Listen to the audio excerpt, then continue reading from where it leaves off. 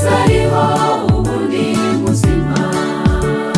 Uwani waduhanze amaso, byiringiro kuba mwizera, ibyishimo by'intsinzi kuko Yesu yanesheje urupfu.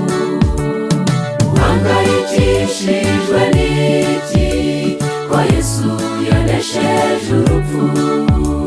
Shira impungenge, shira intimba, Yesu ariho ubu ni muzima. Uwani waduhanze amaso, byiringiro kuba mwizera, ibyishimo by'intsinzi kuko Yesu yanesheje urupfu.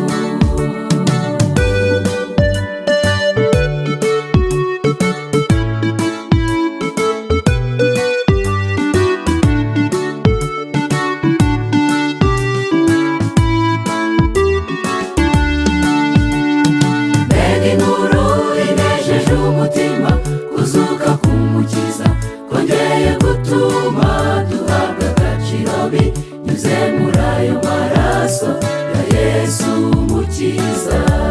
Jyana nawe iyo nkuru isakaze hose, bamenye ko twakijijwe n'ubuntu kubwo kwizera igitambo, nta mpamvu yo kugira ubwoba bwo gupfa, kandi Yesu ariwe mfura mu bazutse, bari mu ijuru yicaye iruhande basadusabira.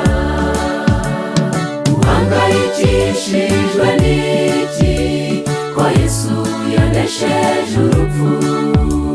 Shira impungenge, shira intimba, Yesu ariho ubu ni muzima. Uwani waduhanze amaso, byiringiro kuba mwizera, ibyishimo by'intsinzi kuko Yesu yanesheje urupfu. Uhangayikishijwe n'iki ko Yesu yanesheje urupfu? Shira impungenge, shira intimba, Yesu ariho ubu ni muzima. Uwani waduhanze amaso, byiringiro kuba mwizera, ibyishimo by'intsinzi kuko Yesu yanesheje urupfu.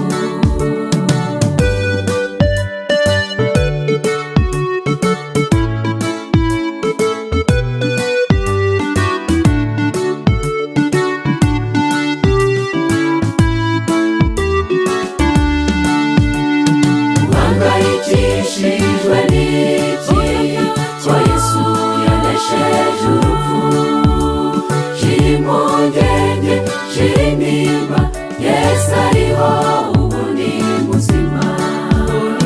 Uwani waduhanze amaso, byiringiro kuba mwizera, ibyishimo by'intsinzi kuko Yesu yanesheje urupfu.